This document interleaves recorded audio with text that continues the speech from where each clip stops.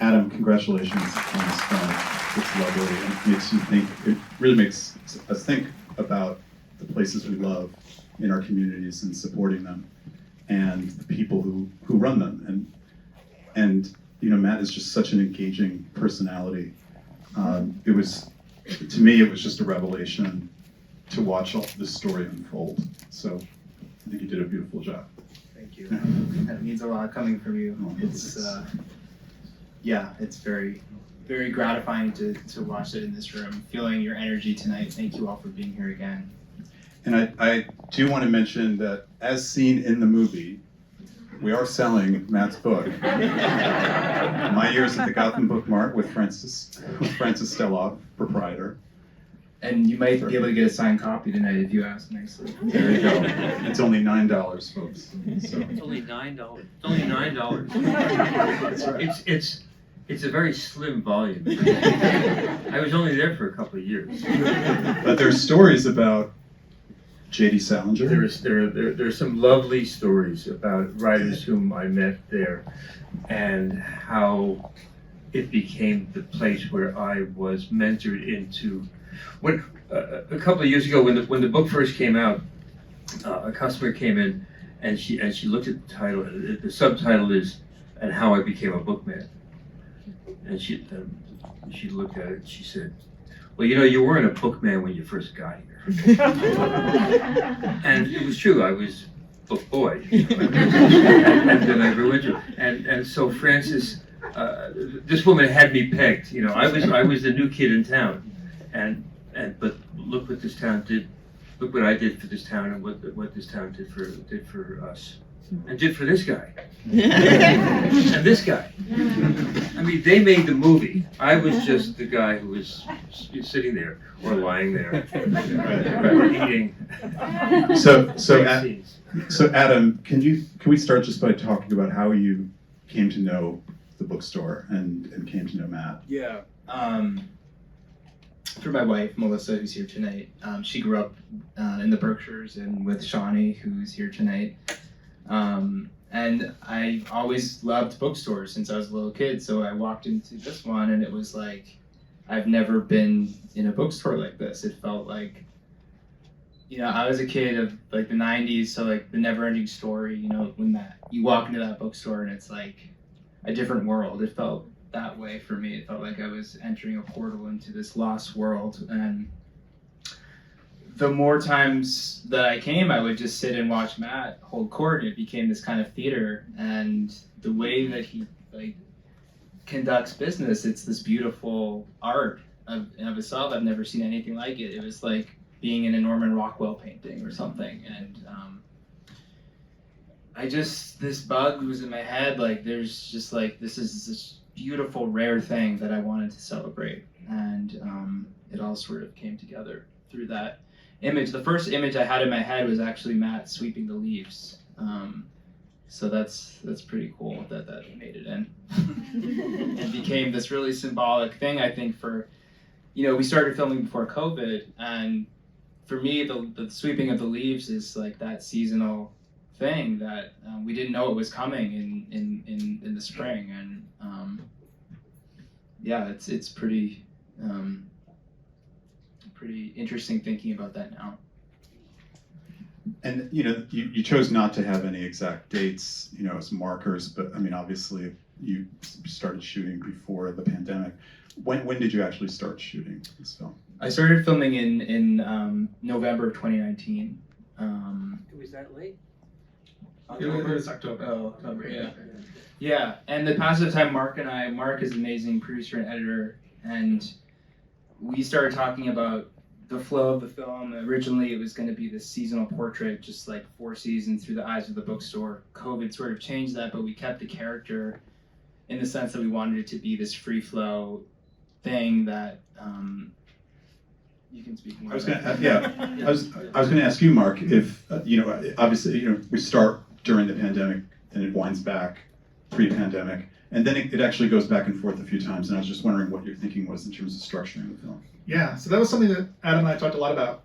Once COVID entered the picture, it became a thing. It was, do we want to do it chronologically, or do we want to, split it up? And doing it chronologically, as Adam was talking about, so much of the art of what Matt does is his interactions with the community, his interactions with customers, and to have that all up front, then have COVID, you sort of lose that for long periods of time. Even though he has great interactions with people through the door, it's not the same. And so through our conversations, through messing around, we said, well, if we split it up, it becomes, you get to see again how he was, and you get to have that be another character like in the film. Thinking back during COVID, it becomes like, well, okay, here he is alone, and when we go back, it's like, this is what's lost, this is what we're trying to regain. And that became very important to keep that flow going through the film. And how did you convince Matt to let you shoot in his beloved store? I first asked permission to Shawnee and Sophie, his daughters. Of course, I had to get their blessing, and then I just said, let's try this, and that was game. He mic'd me up, put a camera in my face, or not in my face. He just put a camera up and watched me go through my day. Every once in a while, he did ask me to sweep the leaves. So that was And the other thing he asked me to do that was most difficult was turn off the opera, because I always had opera blaring. Oh no, here comes Adam. Oh no, we're gonna miss that aria, but I'll get it later. So it was just nothing out of the ordinary for me. It was just gonna. I don't think I played to the camera. And if you did, I edited it out. Because I wanted a naturalistic thing. I mean, I think you naturally play To the camera. well, not to the camera, but just to everything around you. So it's not like it's just very natural. Yeah, I mean he's a.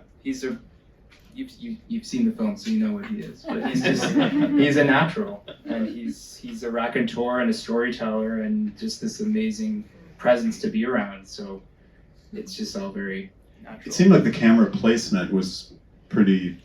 I mean, it was kind of inconspicuous, right? I mean, did you just have cameras placed around the store, or were you actually? I was moving around. Yeah, I had a really small rig, because the store is small and I wanted to move around. So it was one camera. Yeah, it was one camera. So one camera, one guy. I was moving around. Yeah, but just following the rhythms of. Once in a while, he would, something would happen, and he would swivel around quickly and capture that. So it wasn't, and that's a filmmaker. That's a guy who knows a story when he's about to see one. And your customers didn't mind that you had a filmmaker in the store when they would walk in? Nobody objected, no. There was a couple of people that said, I don't want to be on camera, and I didn't film them. And they, Yeah. did they stay in the store? Yeah. Oh. Yeah. I don't remember much of what was going on. Yeah, I have a question for you, Matt. At one point you say, I'm not an antiquarian bookseller, I'm not an independent bookseller. What did you mean by you're not an independent bookseller? I was not the bookstore in the mall, the bookstore that sells note cards and just has the bestsellers.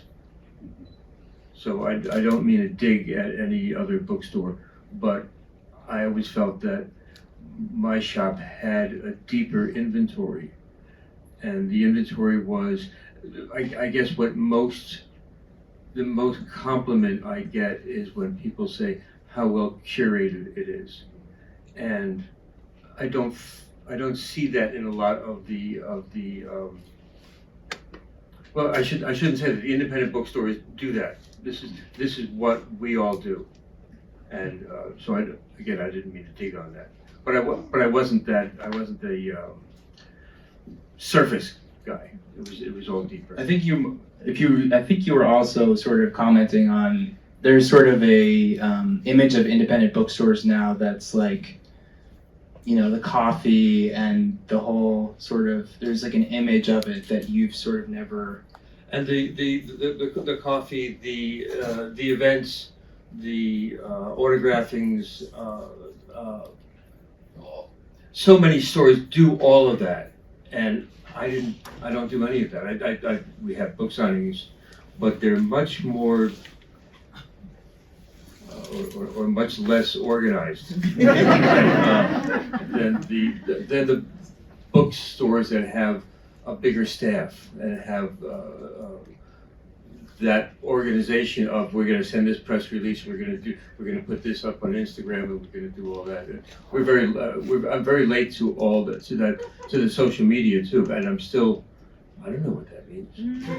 I think that's part of what I responded to walking into the bookstore, because I've been to so many independent bookstores, many amazing ones, but many that you walk in and no one talks to you. You buy your book and you leave. I mean, you walk into Matt's store, the bookstore, and it's instant human interaction, curating. It's a very personal experience. Yeah, it's like a concierge, like a book concierge. I really like to share what I've got there, and it's less about me than it's the Flaubert, it's the Patrick Fermer, it's the Crowley, it's the all those books that I read from, all those authors whom I read from. I love other people to have the experience that I've had reading, and I hope I don't take that away from them by reading the best parts to them. And how's the store doing now? The store is doing very well. We had we've been open less than a year now. We only reopened in June of 2021. So we closed March of 2020, and what's that, 14 months? And the town was opening up again. Everybody else was opening up, and I knew I was going to have to. Sometime late in the winter, early spring, I said, "Oh, this is it." We're so busy, as I say, because everything took much longer. When you're browsing a bookstore, you bring the book up to the front of the desk. When it was closed, I'd have to go get the book, then bring it up to the desk, and then sell it to you. So we were busier. Finally, we got a rhythm going, and I got some people working, and we decided we'd clean up some of the sections, and that really generated a lot of heat among us in the store, so that we decided we would open in June before the summer season. And of course, Tanglewood was closed. Tanglewood, the big tourist attraction, and what was I saying? So we decided to open in June, and if we're going to open in June, we might as well open on Bloomsday. It's the literary day of the year. James Joyce's Ulysses takes place on Bloomsday. So we aimed for that. So we were open from June 16th through December 31 for 6+ months, and we made so much more money.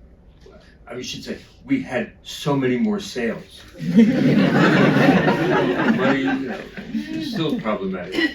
But we made the sales, and we had a good year, and because people, it was the people who had not been able to come in for all that time. And I gotta say that people had more spending money because they hadn't spent it. And so I was the beneficiary, we were the beneficiary of that.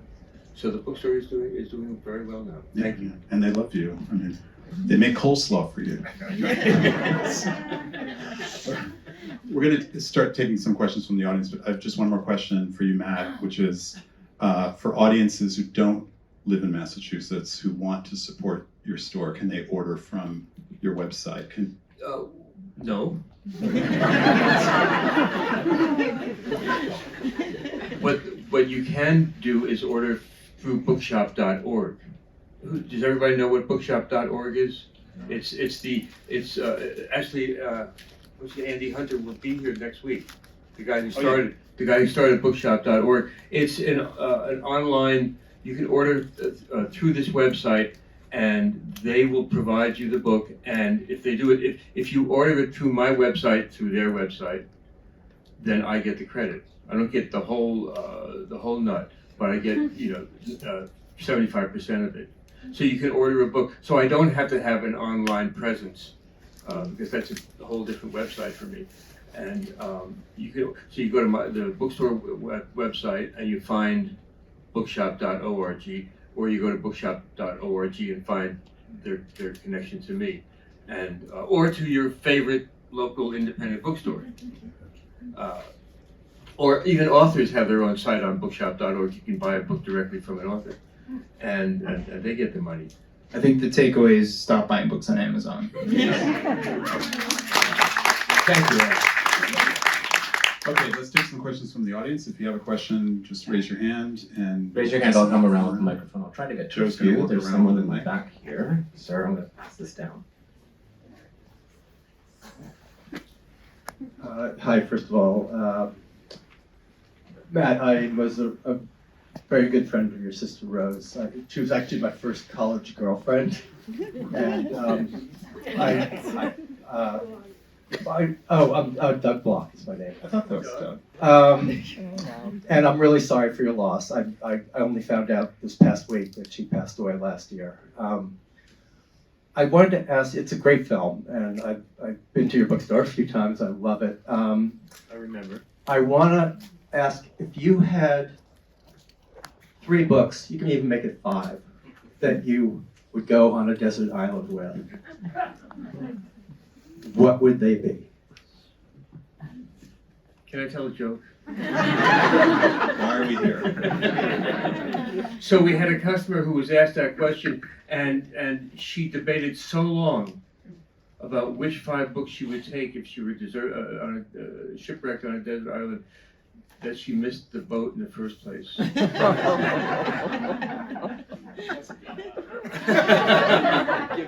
So yeah, sure, Little Big by John Crowley, Metamorphosis by Ovid. From what's the Patrick Farmer? Time of Gifts. There's 3.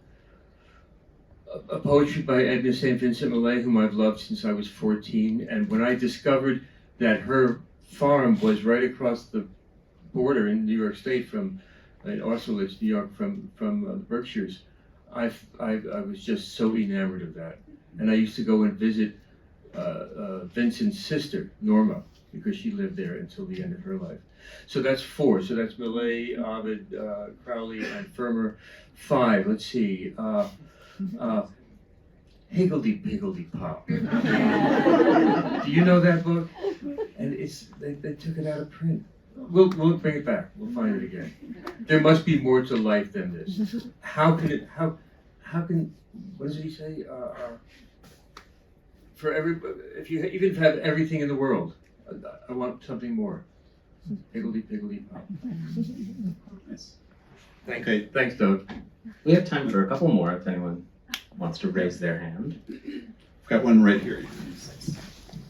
I like to have curation was a theme throughout the film, and I wanted to get Adam your thoughts on kind of which ones you chose to be kind of either in the foreground or the background, whether you put a lot of thought into not only what Matt was talking about, but what else was kind of shown throughout the film, what you wanted to either say or think about as you were placing the camera there each day. Yeah, there was, and Mark should speak to this too. I mean, there were so many moments, just everything he says is a moment. So it was a very kill your darlings kind of situation where we just had to sacrifice for the story, right? Yeah, I mean, that's always the case. And I think here it's about, it's a short film, but it's still got a lot of meat to it. And it's all about finding like the moments that really show Matt, show his element and the universe of the community. And so I think that, there's a lot of funny stories, a lot of things we couldn't show because it just didn't quite work. Sequel. Yes, right. Deleted scenes on the Blu-ray, maybe. More questions. I think there's one on the aisle here. One right here.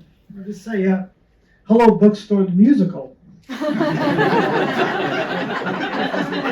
You haven't heard me sing yet. All right. Anything more? There's a question right in the middle there. Why don't you just tell everybody your phone number and then they can call you to order books? Sure. Or go to the website and find the phone number there. Yeah. Okay. I think we have to wrap up. We have another show coming. I do want to encourage everyone, if you like this film, to recommend it to your friends. Adam and Matt are both appearing in more Q&As this weekend, and we're showing the film for at least 2 weeks. So thank you so much for coming, Adam. Congratulations on the film. Thank you.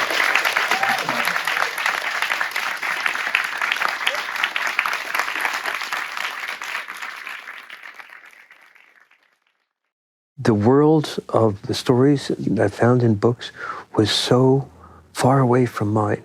It was like nobody else knew. I was the only one who knew what these stories were. I was just fresh out of the United States Navy and looking for a direction in my life. I met a guy, and he turned me on to Henry Miller, Kerouac, Fred Exley. That's what happened. I fell in love with writing. I bought the bookstore 10 days before I turned 30, and I've had it ever since.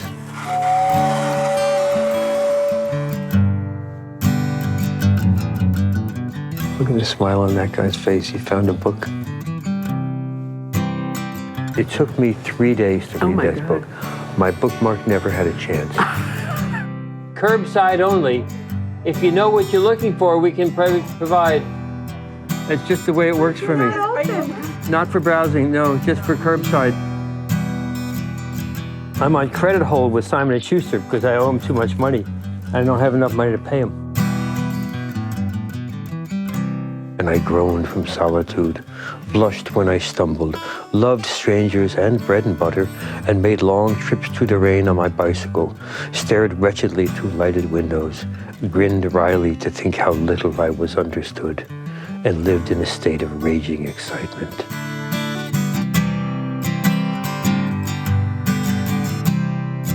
Hello, Bookstore.